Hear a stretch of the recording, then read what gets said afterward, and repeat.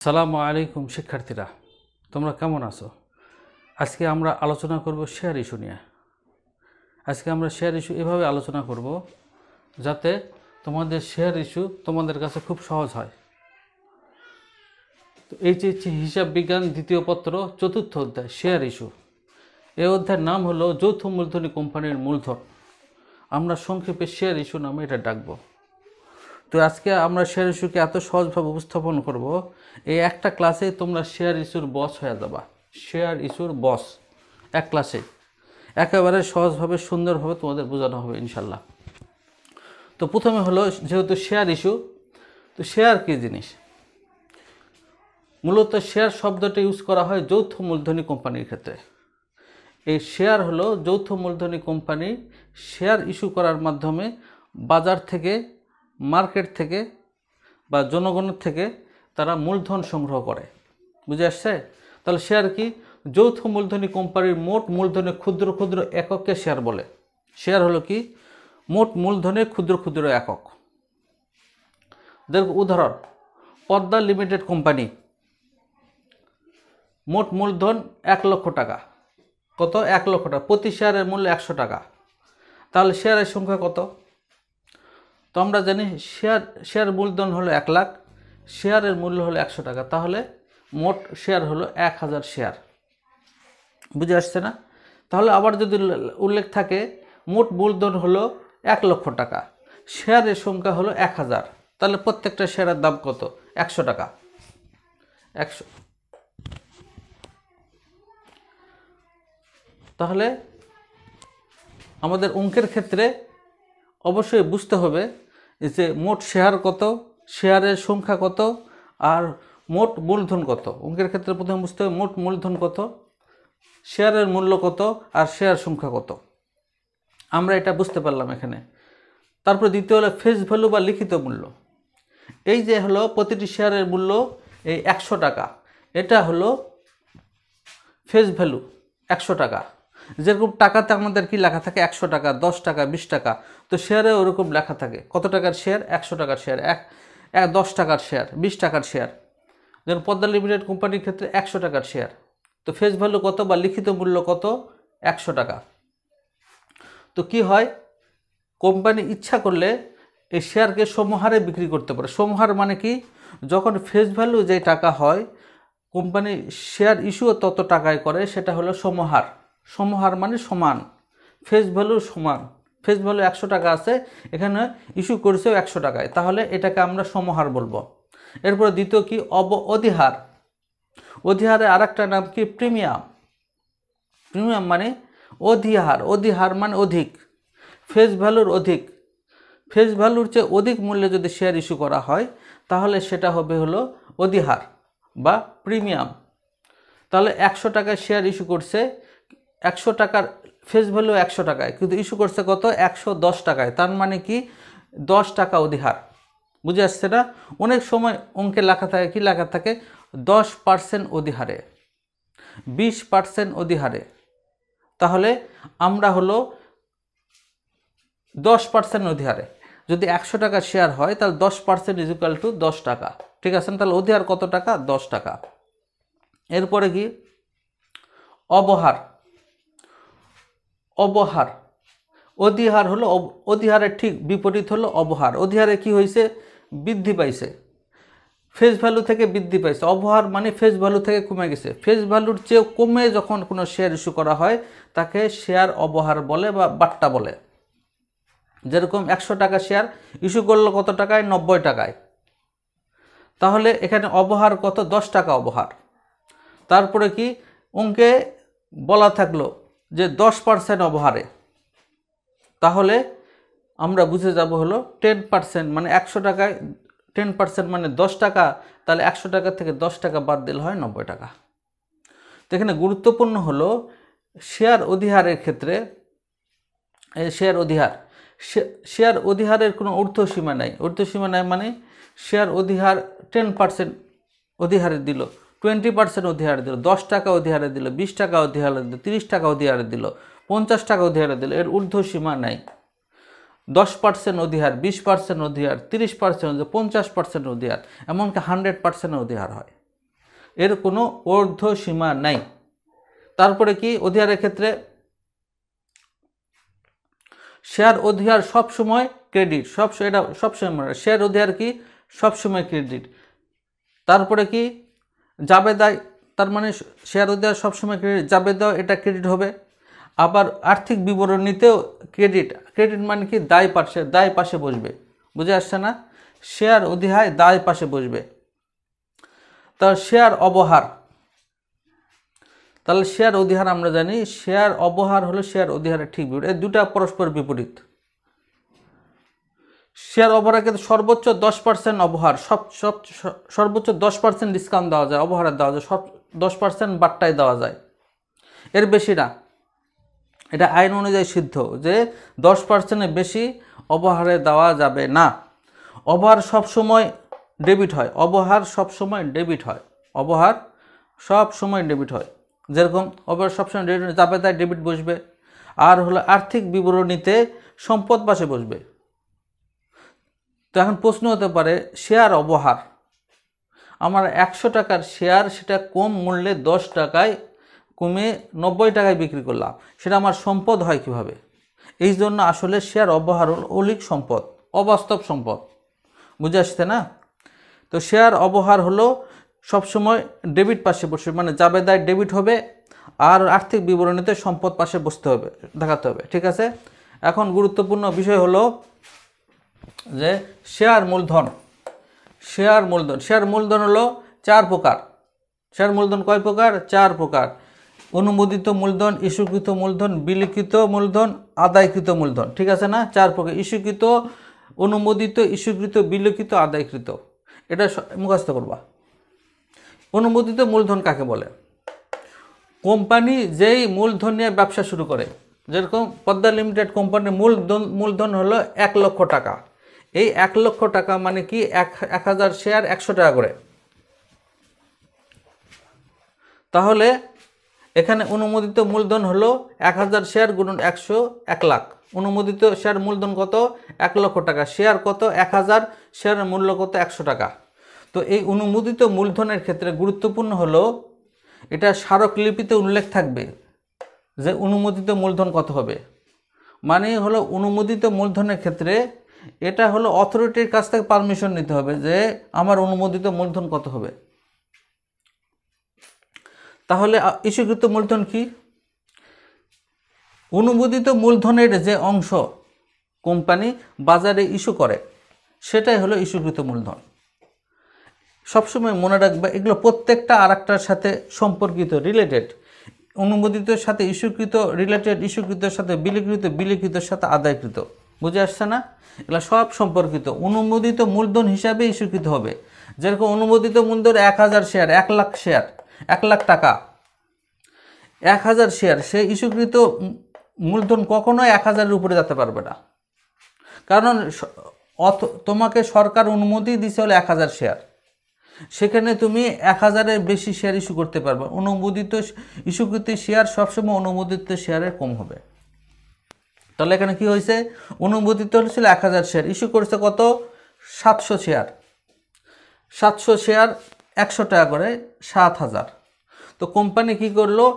1000 share অনুমোদিত ছিল, সেখান থেকে 700 শেয়ার ইস্যু করার জন্য প্রসপেক্টার জারি করলো, মানে প্রসপেক্টার জারি করলো কিংবা খবরের কাগজে নিউজ দিল যে আমরা এই Padma limited company 700 share issue করবে, আপনারা কে কে কিনতে রাজি আছেন। এরপরে কি হলো? ইস্যু করলো 700 শেয়ার। তাহলে 700 শেয়ার ইস্যুকৃত মূলধন কত হচ্ছে? 70,000। 700 গুণন 100, 70,000। এরপরে কি বিলিকৃত মূলধন কি?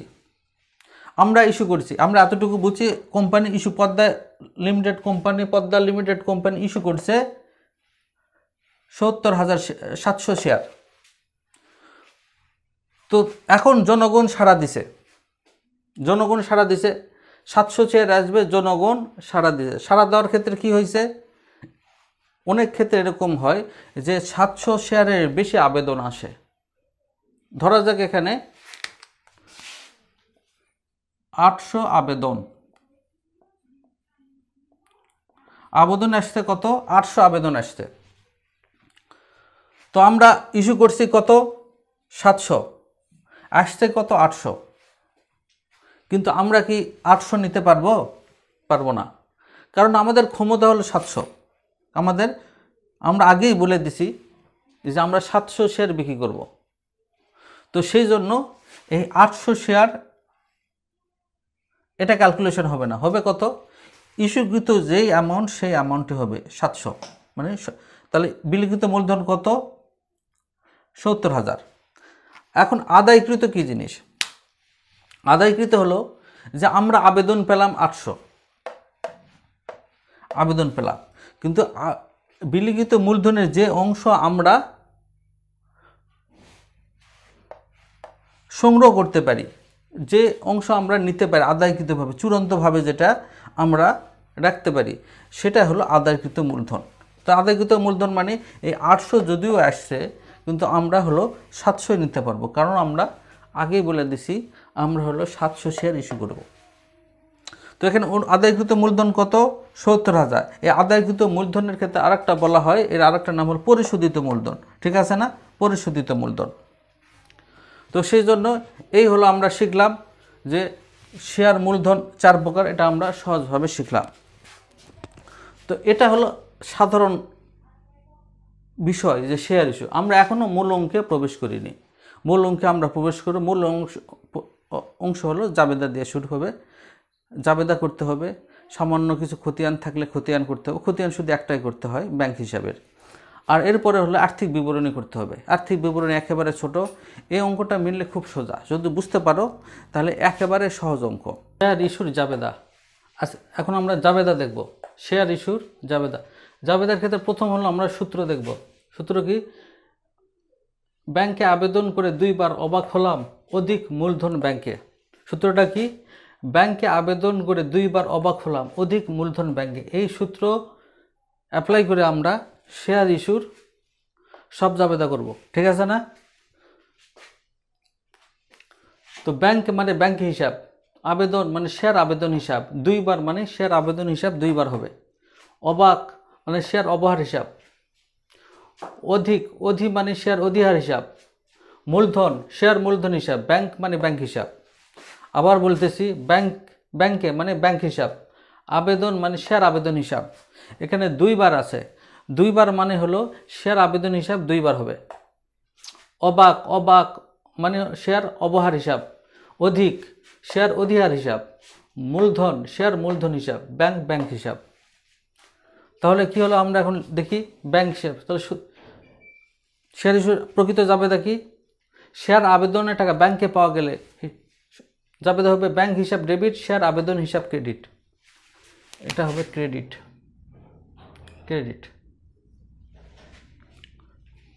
তাহলে কি? ব্যাংকে শেয়ার আবেদনের টাকা যদি ব্যাংকে পাওয়া যায়, জাবেদা হবে ব্যাংক হিসাব ডেবিট, শেয়ার আবেদন হিসাব ক্রেডিট।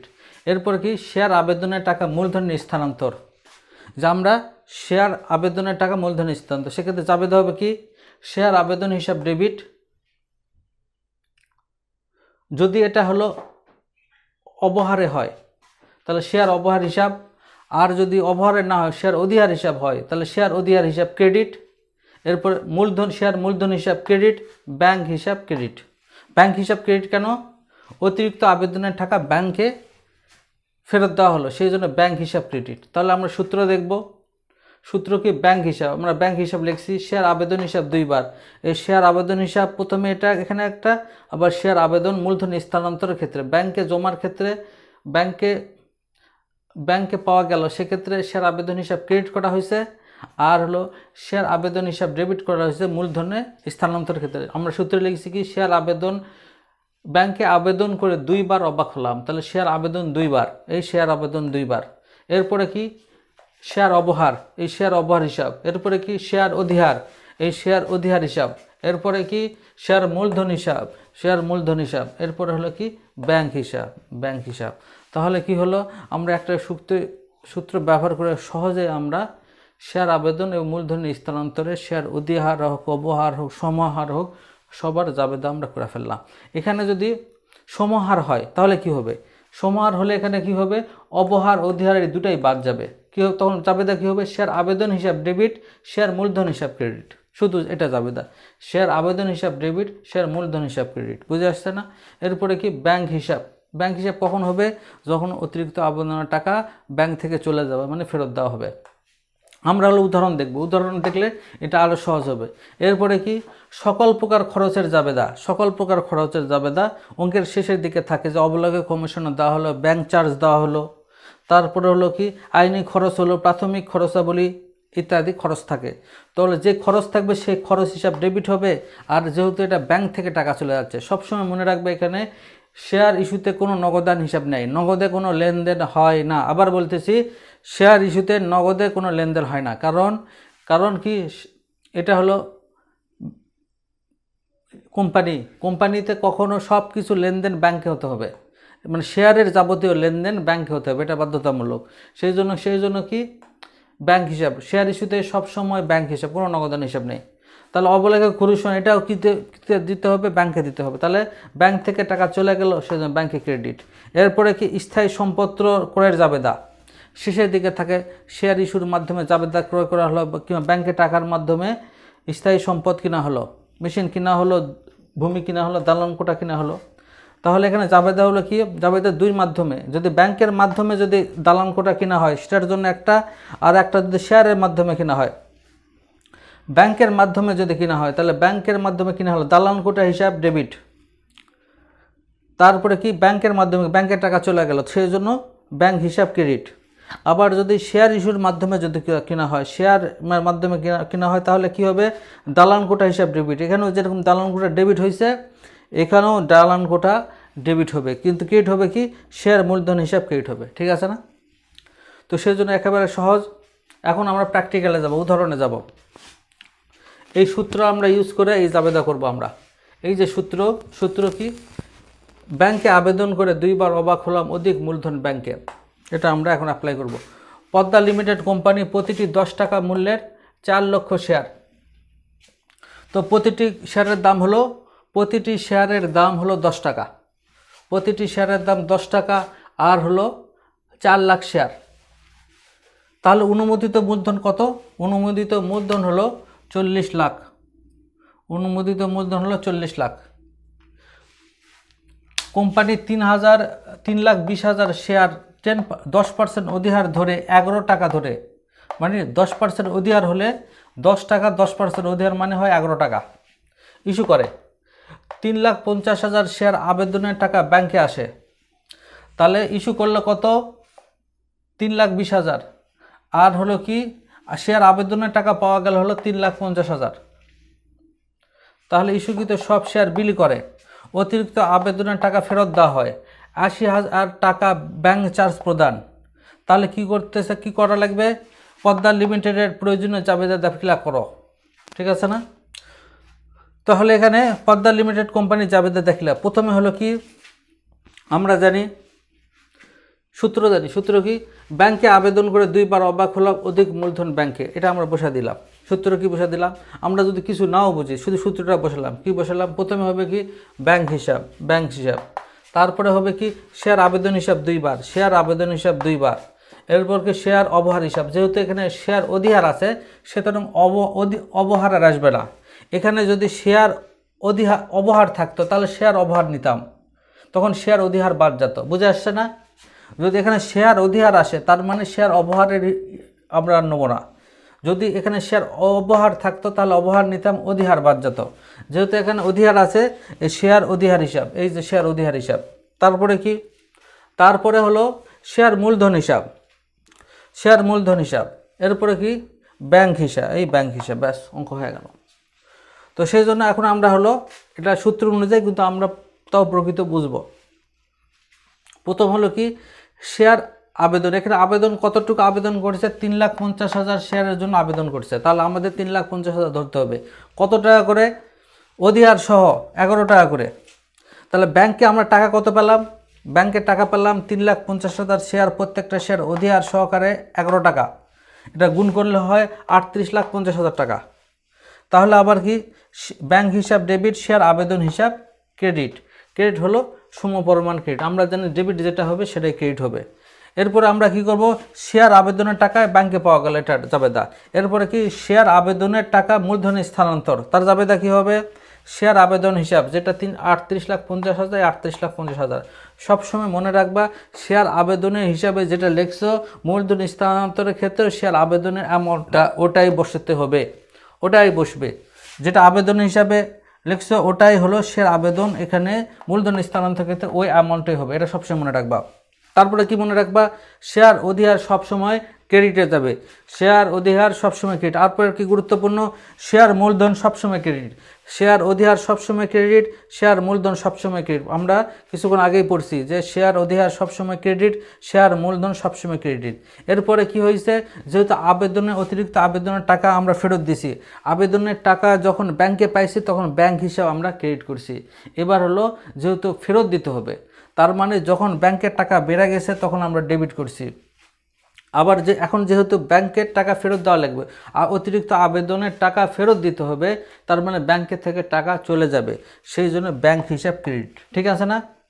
এখন আমরা দেখব যে অ্যামাউন্টটা কত হবে, শেয়ার অধিহার কত হবে, এটা খুব গুরুত্বপূর্ণ। শেয়ার অধিহার আমরা শেয়ার অধিহারের শেয়ার সংখ্যা কোনটা হবে, এই 3,50,000 হবে না 3,20,000 হবে, এটা হলো গুরুত্বপূর্ণ। এটা নিয়ে ছাত্ররা ভুল করে, 3,50,000 না 3,20,000। সবসময় মনে রাখবা, শেয়ার অধিহারের ক্ষেত্রে যে অ্যামাউন্টটা আমরা ইস্যু করছি সেই অ্যামাউন্ট হবে। ইস্যু করছি আমরা কত, 3,20,000 ইস্যু করছি, আবেদন পাইছে আমরা 3,50,000, কিন্তু প্রকৃতপক্ষে বাকি অতিরিক্ত যেটা অর্থ, অতিরিক্ত যে টাকা আবেদনের বেশি করছে, যেটা অতিরিক্ত আবেদন, সেটা তো অবশ্যই ফেরত দিতে হবে। সেই জন্য আমাদের সবসময় ইস্যুকৃত শেয়ার, যে শেয়ার কোম্পানি ইস্যু করছে 3,20,000, সেটা নিতে হবে। আর অ্যামাউন্ট কত হবে, শেয়ার অধিহার হিসাব বলতে, শেয়ার অধিহার হিসাব। অধিহার এখানে কয় টাকা, 10 টাকার 10%, মানে হলো 1 টাকা। এখানে 11 টাকা হবে না, এখানে হবে হলো 1 টাকা হবে।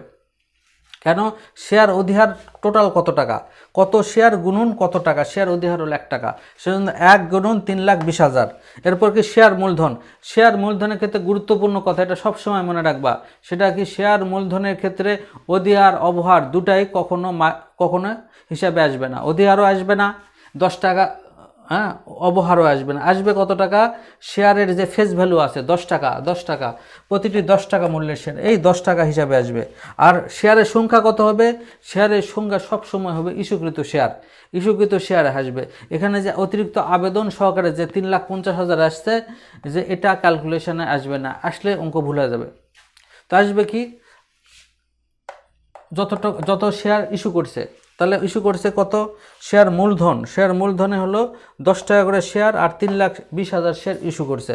তাহলে হলো কি, এখন ব্যাংক হিসাব। এখন প্রশ্ন হলো, ব্যাংকে কত শেয়ার বাদ যাবে, ব্যাংক অতিরিক্ত আবেদনের কত শেয়ার বাদ যাবে। আমরা যেহেতু 3,20,000 হলো ইস্যু করছি, পাইছি কত, 3,50,000, তাহলে বাড়তি কত পাইছি, 30,000 পাইছি। তাহলে 30,000 শেয়ারের টাকা সমুদয় টাকা সহকারে ফেরত দিতে হবে। ঠিক আছে না? তারা কি করেছে, 3,50,000 শেয়ার কত টাকা করে দিছে, 11 টাকা করে দিছে। এই যে ব্যাংক হিসেবে আমাদের কত টাকা, 3,50,000 শেয়ার 11 টাকা করে। তাহলে ফেরত দেওয়ার সময় 11 টাকা হবে। ফেরত দেওয়ার সময় কত শেয়ার ফেরত দেবো, বাড়তি শেয়ার শুধু কতটুকু, 30,000 শেয়ার বাড়তি। তাহলে এই 11 টাকা করে 30,000 শেয়ার, এটা হলো বাড়তি, এটা ফেরত দেওয়া লাগবে। ব্যাংক হিসাব ক্রেডিট 3,30,000। আর সবসময় মনে রাখবা, সেটা হলো কি, যে ডেবিট যতখানি হবে সমস্ত ক্রেডিট মিলেও ততটুকু হবে। যেরকম শেয়ার আবেদন করতে আসছে 38,50,000, তাহলে সব ক্রেডিট মিলে এই 38,50,000 হবে। যেরকম 32 লাখ আর 3,30,000, তাহলে কত, 35,30,000। তারপরে 35,30,000, 35 লাখের সাথে আরও 3 লাখ যোগ করলে করা হয় 38 লাখ। 38 লাখ আর হলো এই যে 30 আর 20 50, আর 3 আর 32 হলো 35, আর 3 38, এই 38,50,000। ঠিক আছে না? এরপরে কি, এরপরে বলতেছে 80,000 টাকা ব্যাংক চার্জ প্রদান। তাহলে ব্যাংক চার্জের ক্ষেত্রে খরচ হিসাব ডেবিট, ব্যাংক চার্জ হিসাব ডেবিট, আর হলো যেহেতু ব্যাংক থেকে টাকা চলে গেল, ব্যাংক হিসাব ক্রেডিট। তাহলে বুঝে আসছে না, একেবারে সহজ। জাবেদা হলো পানির মতো সহজ। জাবেদা কীরকম, পানির মতো সহজ। তো সেই জন্য আশা করি বুঝে আসছে। তো এখানে গুরুত্বপূর্ণ জিনিস হলো যে এই যে এটা বোঝা, এই ক্যালকুলেশন বোঝা। শেয়ার অধিহারের ক্ষেত্রে সবসময় মনে রাখবা, শেয়ার অধিহার এখানে 11 টাকা করে হিসাব হবে না, শুধু যতটুকু শেয়ার অধিহার সেই শেয়ার অধিহারের টাকা আসবে। আর কি, আর হলো আবেদনের টাকা আসবে না, ইস্যুর ক্ষেত্রে ইস্যু শেয়ার যেটা আসবে 3,32,000 এটা আসবে। ঠিক আছে না? এটা হলো সেই জন্য একেবারে সহজভাবে তোমাদেরকে বোঝানো দেওয়া হলো। এরপরেও যদি তোমাদের কোনো কোশ্চেন থাকে, প্রশ্ন থাকে, অবশ্যই কমেন্টে জানাবা। এখন আমরা আলোচনা করব শেয়ার ইস্যু জাবেদা।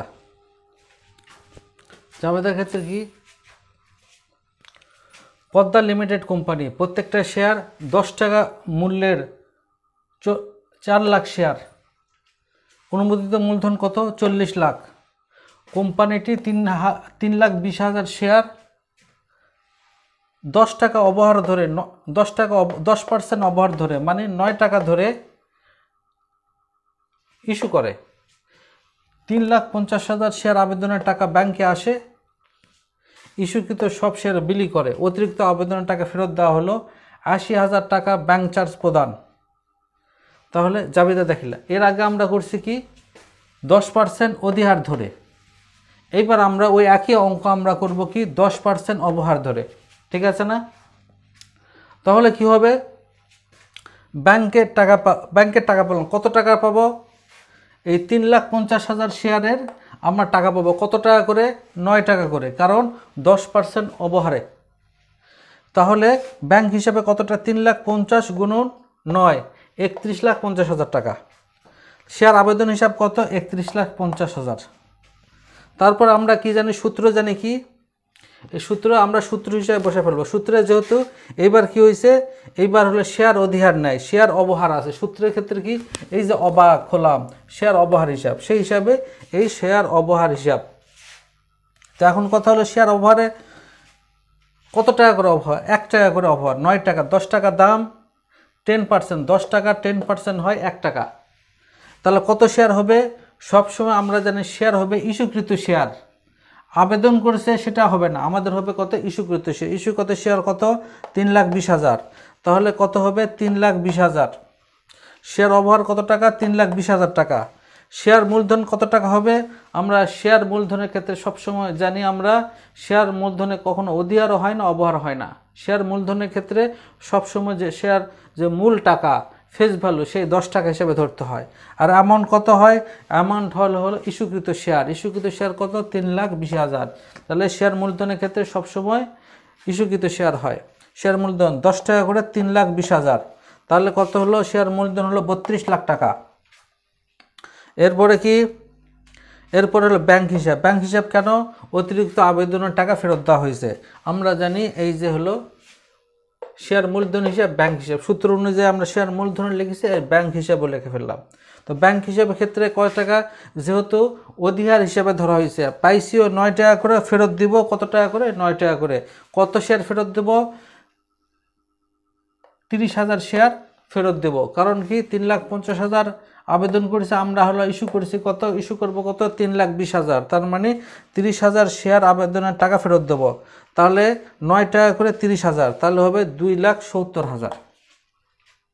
এরপরে কি, এরপরে হলো ব্যাংক চার্জ হিসাব। ব্যাংক চার্জ হিসাব কত টাকা? 80,000 টাকা। আমরা জানি যেটা খরচ হবে সেই খরচ হিসাব ডেবিট, এরপর ব্যাংক হিসাব ক্রেডিট। 80,000 টাকা ব্যাংক হিসাব ক্রেডিট। এটা এইবার আমরা করলাম কি শেয়ার অবহারে। এইবার আমরা করব কি, এইবার আমরা করব হলো সমহারে। এই একই অঙ্ক আমরা কি করব? সমহারে। প্রথমে করছি আমরা অধিহারে, তারপরে করলাম অবহারে, এইবার করব আমরা সমহারে। সমহার মানে 10 টাকা শেয়ার ভ্যালু 10 টাকাতে আমরা বিক্রি করছি, 11 টাকাতেও না, 9 টাকাতেও না। এবার করব কত? 10 টাকাতে ইস্যু। তাহলে জাবেদা কি হবে? সমহারের ক্ষেত্রে জাবেদা কি হবে? তাহলে ব্যাংক হিসাব ডেবিট। ব্যাংক হিসাবে ডেবিটের ক্ষেত্রে আমরা কত টাকা পেলাম? কত টাকা শেয়ার পেলাম? 3,50,000 আবেদনকারী আবেদন করেছে। কত টাকা করে করেছে? 10 টাকা করে। তাহলে 3,50,000 আর 10 35 লাখ টাকা। তাহলে ব্যাংক হিসাব ডেবিট, শেয়ার আবেদন হিসাব ক্রেডিট 35 লাখ। এরপরে কি, এরপরে হলো আমরা সূত্র অনুযায়ী জানি শেয়ার আবেদন হিসাব। যেহেতু সূত্রের ক্ষেত্রে আমরা জানি যে ব্যাংকে আবেদন করে 2 বার অবাক হলো অধিক মূলধন ব্যাংকে, সেক্ষেত্রে আমরা সবসময় মনে রাখবো হলো যেটা দরকার নেই সেটা আমরা নেব না। এখানে শেয়ার অবহারও দরকার নেই, শেয়ার অধিহারও দরকার নেই। সেই জন্য এই দুটায় আমরা বাদ দেব, বাদ দিয়ে বাকি সব লিখবো। যেরকম আমরা ব্যাংক হিসাব লিখছি, তারপর শেয়ার আবেদন হিসাব দুইবার, শেয়ার দুইবার লিখছি, শেয়ার মূলধন হিসাব লিখছি, আবার ব্যাংক হিসাব লিখছি। তো এখানে শেয়ার অবহারও দরকার নাই, অধিহারও দরকার নেই। সেই জন্য এই সমহারের ক্ষেত্রে অধিহারও আসবে না, অবহার আসবে না। সূত্রের মধ্যে যে শেয়ার অবহার অধিহার আছে এটা আমরা বাদ দিয়ে দেবো। তো সহজে বুঝে আসছে। তো শেয়ার আবেদন হিসাব, তাহলে 35 লাখ, এই 35 লাখ পেলাম। এরপর কি শেয়ার মূলধন হিসাব, আমরা মূলধন হিসাবে কিন্তু সবসময় জানি কি এখানে অধিহার অবহার কোনো কিছু আসে না, এটা যেহেতু সমাহার তো সমাহার তো আসবেই। তাহলে 10 টাকা সমান 10 টাকার মূল্যে, আর সবসময় জানি আমরা ইস্যুকৃত শেয়ার হয় 3,20,000, তাহলে হলো এই 32 লাখ শেয়ার, 32 লাখ টাকা। শেয়ার মূলধন কত? 32 লাখ। এরপরে ব্যাংক হিসাবের ক্ষেত্রে আমরা পাইছি কত করে? 10 টাকা করে। কত শেয়ার বাড়তি আছে? 30,000 শেয়ার বাড়তি, তাহলে ফেরত যাবে কত? 3 লাখ। এটা 3 লাখ, ভিডিওতে হয়তো একটু সমস্যা হচ্ছে। এটা 3 লাখ, তার উপরেরটা হলো 32 লাখ। তাহলে আমরা জাবেদা পেয়ে গেলাম। এরপরে আমরা আসবো কি পদ্মা লিমিটেড কোম্পানি আর্থিক বিবরণী প্রস্তুত করে। এইবার আমরা কি করব? আর্থিক বিবরণী খুব সহজে প্রস্তুত করব। আর্থিক বিবরণী আমরা কি করব? আমরা সমহার, অধিহার, অবহার একবারে আর্থিক বিবরণী করব, যাতে বোঝাতে সহজ হয়, কম জায়গায় করা যায়। তো এখন আমাদের আর্থিক বিবরণী অঙ্কে আসবে কি? অঙ্কে অধিকাংশ ক্ষেত্রে অঙ্কে আসে জাবেদা দাখিলা করো আর আর্থিক বিবরণী করো। অনেক সময় হয় কি বলে যে শুধু সম্পদসমূহ দেখাও, তাহলে তখন শুধু সম্পদসমূহ দেখাতে হবে। আবার অনেক সময় বলে শুধু হলো মালিকানা সত্ত্ব ও দায়সমূহ দেখা, তখন শুধু এই নিচের অংশগুলো দেখাতে হবে।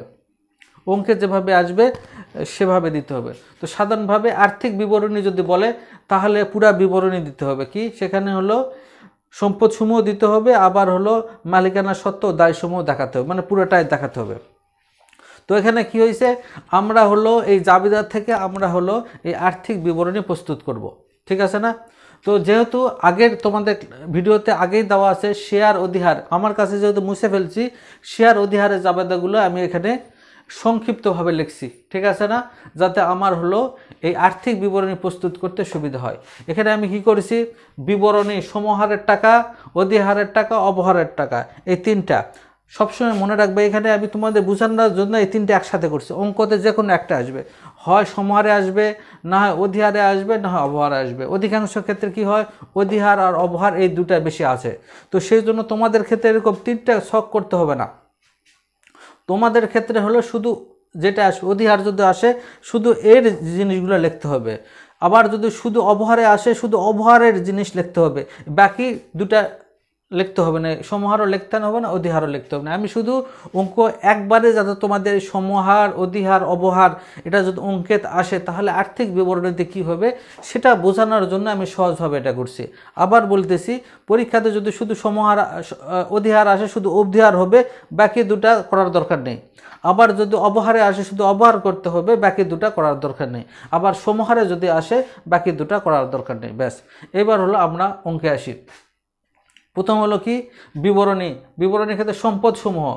প্রথম হলো কি? এখানে অঙ্কে আমাদের স্থায়ী সম্পদ নাই, সেই জন্য স্থায়ী সম্পদ আমাদের দেখাতে হবে না। কি আছে? চলতি সম্পদ আছে।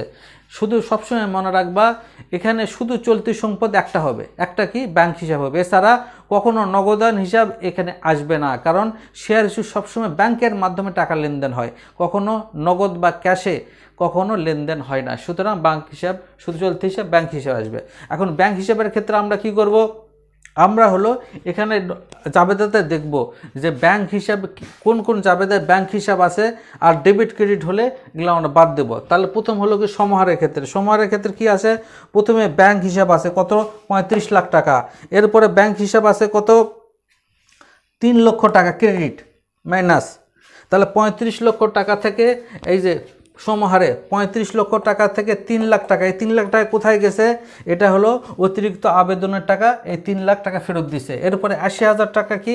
80,000 টাকা হলো ব্যাংক চার্জের জন্য 80,000 টাকা গেছে। তাহলে আমরা এই 35 লাখ থেকে 3 লাখ হলো কি? অতিরিক্ত আবেদনের টাকা, আর 80,000 হলো ব্যাংক চার্জের টাকা। এটা বাদ দেওয়া হলে তোর কথা হচ্ছে 31,20,000 টাকা। আর শেয়ার অধিহারের ক্ষেত্রে শেয়ার অধিহারের জাবেদা তোমাদের ভিডিওতে আছে, আগের ভিডিওটা দেখলে বুঝতে পারবা, আর আমি সংক্ষেপে বোঝানোর জন্য এখানে করছি। তো শেয়ার অধিহারের ক্ষেত্রে আমরা ব্যাংক হিসেবে পাইছি 38,50,000 টাকা। এখানে হলো অতিরিক্ত আবেদনের টাকা, সেটা হলো 3,30,000 টাকা হলো অতিরিক্ত আবেদন ব্যাংক থেকে চলে গেছে, এটা হলো ক্রেডিট। তাহলে এই 38,50,000 থেকে 3,30,000 টাকা বাদ দিতে হবে। আর কি বাদ দিতে হবে?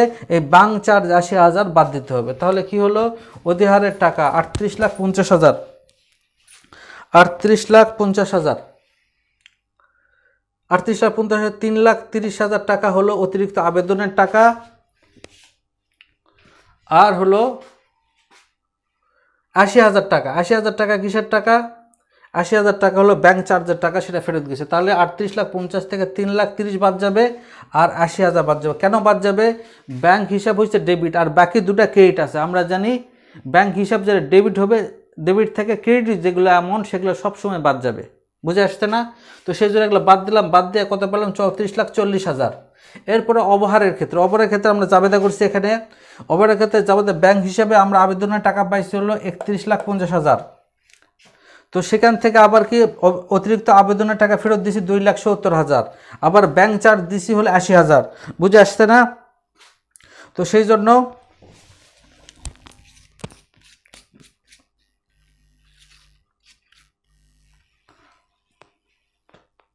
সরি, তাহলে শেয়ার অবহার হিসাব, শেয়ার অবহারের ক্ষেত্রে কি পেলাম? 31,50,000 পেলাম।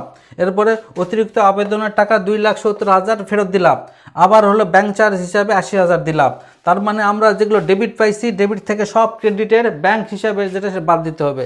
বাদ দিয়ে কত পাইলাম? 28 লাখ পাইলাম। এরপরে কি আছে? এরপরে হলো অসমন্বিত ব্যয়। অসমন্বিত ব্যয় এখানে কি আছে?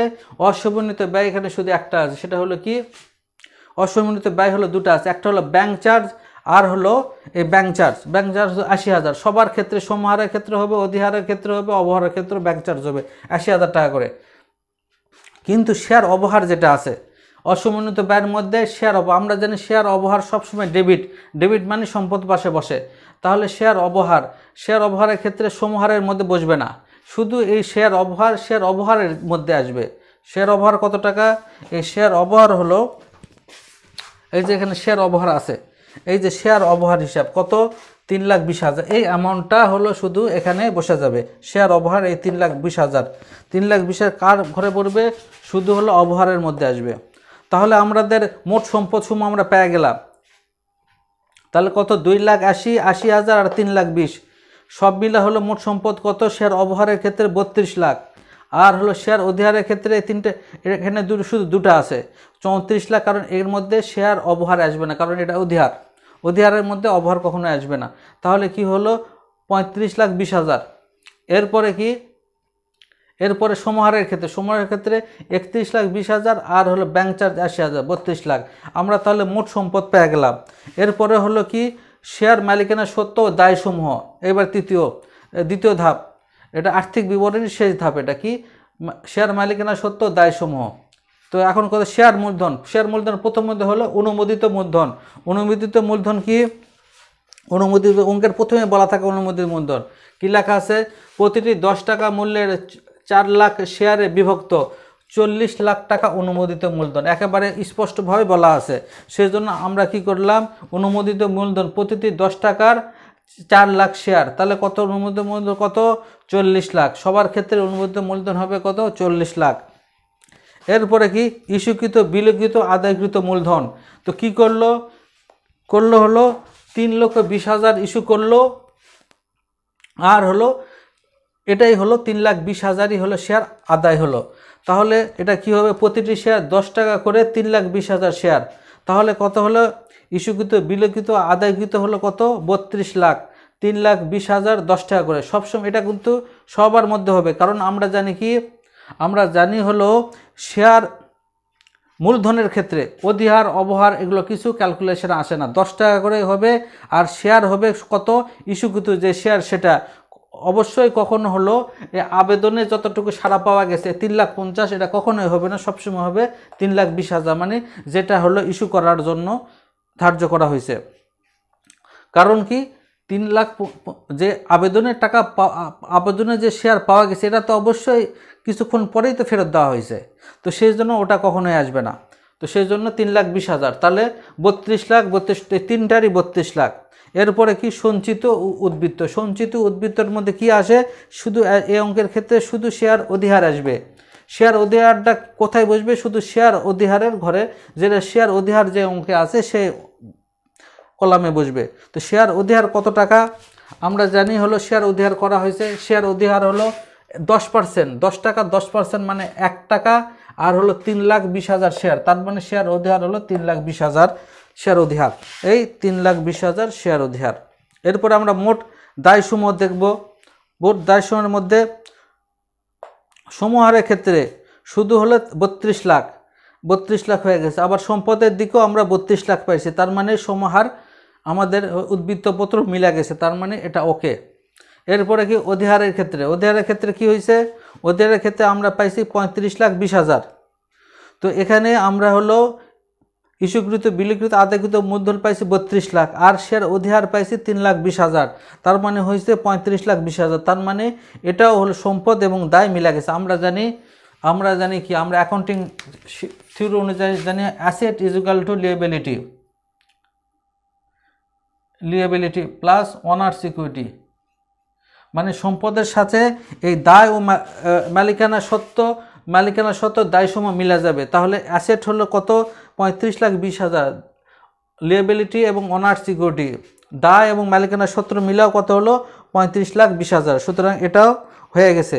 এরপরে কি অবহারে দেওয়ার ক্ষেত্রে কি হয়েছে, এখানে সম্পদের সমূহ যোগ করা পাওয়া গেছে আমাদের 32 লাখ টাকা।